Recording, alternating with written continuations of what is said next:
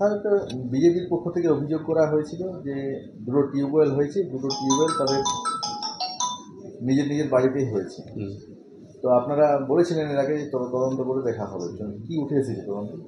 তদন্ত আমার এখান থেকে গ্রাম পঞ্চায়েতকে তদন্ত করতে দেওয়া হয়েছিল। আমার এখান থেকে জয়েন্ট বিডিও ম্যাডামও গেছিলেন, আর যেই RWSও গেছিলেন।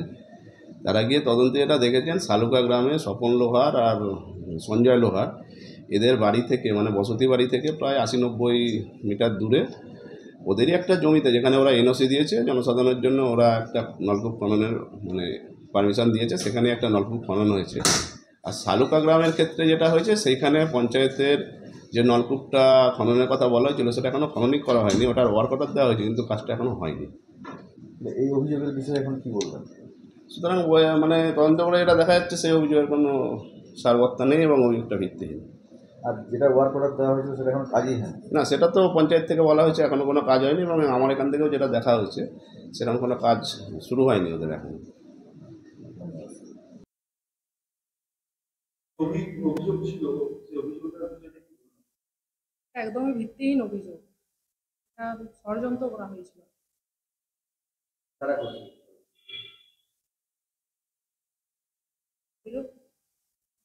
দেখুন, আমার বিরুদ্ধে যে অভিযোগ উঠেছিল সেটা যে সম্পূর্ণ ভিত্তিহীন, সেটা আমি সেদিন সংবাদ মাধ্যমের সামনেই বলেছিলাম। আর আজ আপনাদের সামনে প্রমাণ করার জন্যই আমি প্রেস কনফারেন্স একটা আয়োজন করেছিলাম। কারণ বিডিও অফিস থেকে জয়েন্ট ম্যাডাম সহ আধিকারিকরা, ইঞ্জিনিয়াররা তদন্ত সাপেক্ষে আমাকে ক্লিয়ারনেস সার্টিফিকেট দিয়েছে যে এই ধরনের কোনো অবৈধ কাজ আমি করিনি বা এই ধরনের সরকারি প্রকল্প কোনো কারো বাড়িতে হয়নি। ঠিক আছে, সেই তদন্তের পর আমাকে জানিয়েছেন ওনারা, এমনকি লিখিত আকারে আমাকে সার্টিফিকেট আমি পঞ্চায়েত অফিস থেকে পেয়েছি, আমাদের ইঞ্জিনিয়ার সেকশন থেকে। সেই জন্য আমি আপনাদের মাধ্যমে সেটা প্রচার করার জন্যই আপনাদের আয়োজন করেছি ঢাকার।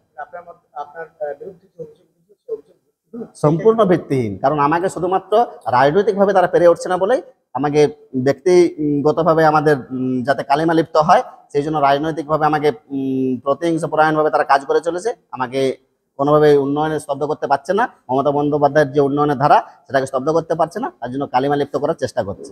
আপনার বিরুদ্ধে যে মিথ্যা অভিযোগ এনেছিল যেটা আজকে প্রমাণিত হলো, এরপরে যে যারা এনেছিল এই অভিযোগ তাদের বিরুদ্ধে আইনি পদক্ষেপ নিচ্ছে? একদমই, যারা এই মিথ্যা অভিযোগ এনেছে, আমি শুধুমাত্র আইনে বিশ্বাস করি। কারণ আমি এতদিন পর্যন্ত চুপ ছিলাম, কারণ 28 তারিখ এটা সংবাদ মাধ্যমে প্রচার হয়েছিল।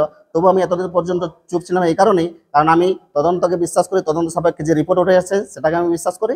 সেই রিপোর্ট আমি পাওয়ার পর থেকে আমি আইনি পদক্ষেপ নিয়েছি তাদের বিরুদ্ধে, যারা এই অভিযোগ উৎসাহ রটিয়েছিল তাদের বিরুদ্ধে। আইনি পদক্ষেপ বলতে তাদের বিরুদ্ধে আমি মানহানির মামলা করেছি। যে ওখানে সদস্য, গ্রাম পঞ্চায়েতের সদস্য, একটা অশিক্ষিত মূর্খ যে আমার বিরুদ্ধে অভিযোগ করেছিল এই ধরনের, তার বিরুদ্ধে করেছি। এবং যারা সংবাদ মাধ্যমে ওপেন বলেছিল যে এই ধরনের প্রভাব খাটিয়ে আমি কাজ করেছি শ্বশুরবাড়িতে, তাদের বিরুদ্ধে আমি আইনি পদক্ষেপ নিয়েছি। কৃপা সিন্ধু পন্ডা, ইনপুর পঞ্চায়েত সমিতি, বিদ্যুৎ কর্মাধ্যক্ষ।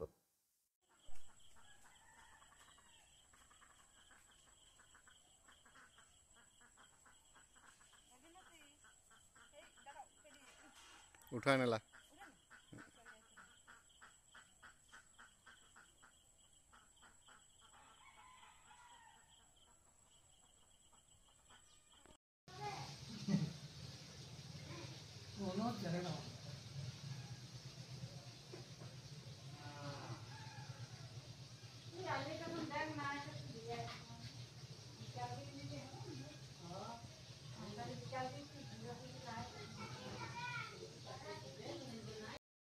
গ্রাম পঞ্চায়েত এলাকার বাসিন্দা দুলাল মুখার্জি, যিনি শালুকা গ্রামের বাসিন্দা, নিয়াসা গ্রামের বাসিন্দা। আচ্ছা, সেখানে একটা অভিযোগ উঠেছিল যিনি সম্পর্কে ইনপুট পঞ্চায়েত সমিতি বিদ্যুৎ কর্মাধ্যক্ষ তার শ্বশুর মশাই, এবং এই বিদ্যুৎ কর্মাধ্যক্ষ প্রভাব খাটিয়ে সরকারি কল টিউবওয়েল তার শ্বশুর মশাইয়ের বাড়িতে বসিয়েছিলেন, এমনটাই অভিযোগ তুলেছিল স্থানীয় যিনি পঞ্চায়েত সদস্য এবং স্থানীয় কিছু বাসিন্দা। সেই অভিযোগের পর বিভিন্ন সংবাদ মাধ্যমে খবর পরিবেশন হয় এবং প্রশাসনিকভাবে তা তদন্ত প্রক্রিয়া হয়। তদন্ত প্রক্রিয়ায় সামিল হতে আপনিও মিডিয়ার পাশাপাশি সেখানে আপনারা তদন্ত নেমেছেন, আজ প্রমাণিত হয়েছে। আশা করি মনে হয় যে এটা ভিত্তিহীন। তো আপনারা তদন্ত নেমেছিলেন বা তদন্ত নেমে কি জানলেন, বিষয়টা আবার কি বলবেন? এটা তদন্ত করার পরে জানা গেছে, আমি আগেও বলেছিলাম যে এই অভিযোগটা একদমই ভিত্তিহীন। আর তদন্ত করার পরেও জানা গেছে মানে এটা ভিত্তিহীন। মানে যে আমাদের নির্মাণ সহায়ক আছে উনি বললেন এখনো লেআউটই দেওয়া হয়নি কাজটি, তাহলে কাজটি হলো কি করে? কখন তদন্ত প্রক্রিয়া কখন শুরু হলো বা কিভাবে তদন্ত চালানো? 26 তারিখে বিডিও অফিসে জানানো হয়েছিল। আমি তো প্রথমে কিছু জানি না, আমাকে তো কিছু জানানো হয়নি, যেহেতু পঞ্চায়েতের কাজ প্রথমে তো পঞ্চায়েতে জানানো দরকার ছিল, কিন্তু পঞ্চায়েতকে কিছু জানানোই হয়নি। মানে ওরা জানতো এটা ভিত্তিহীন, যাতে বদনাম করা যায় সেটা ওরা আগে থেকে ভেবেছিল যে বিডিও অফিসে জানালেই একমাত্র বদনাম করা যাবে, পঞ্চায়েতে জানালে তো আমরা ওখানে প্রমাণ দেখিয়ে দেবো ওদেরকে। সেই জন্য পঞ্চায়েতে কোনো জানানো হয়নি, বিডিও অফিসে জানানো হয়েছিল। বিডিও অফিস থেকে তারপরে তো আমরা তো শুনিনি সেটা, যখন টিভিতে ফোন দেখা গেল পেপারে তখন আমরা জানতে পারলাম যে এরকম একটা কিছু হয়েছে। তারপরে আমরা স্টেপ নিলাম, বিডিও অফিস থেকেও গিয়েছিল ইনকোয়ারির জন্য, জয়েন্ট ম্যাডাম গিয়েছিলেন, ইঞ্জিনিয়ার গিয়েছিলেন, আমাদের অফিস থেকে পঞ্চায়েত অফিস থেকেও যে আছে নির্মাণ সহায়ক উনি গিয়েছিলেন। তারপরে তদন্ত থেকে কি দেখা গেল? তদন্ত করার পর দেখা গেছে ওখানে কোনো টিকল হয়নি, আমাদের পঞ্চায়েত থেকে কোনো টিকল হয়নি। এবারে ব্যক্তিগতভাবে করে সেটা তো আমার জানার কথা না, পঞ্চায়েত থেকে কোনো নিয়ে বলা হয়নি? পঞ্চায়েত থেকে কোনো টিকল হয়নি, ওখানে লেআউটেই দেওয়া হয়নি, কি করে টিকলটা হবে?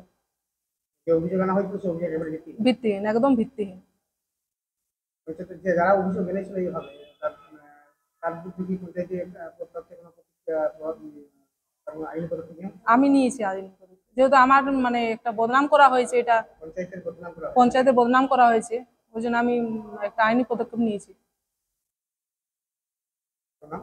মামনি পাত্র, ভেদাসল পঞ্চায়েত প্রধান।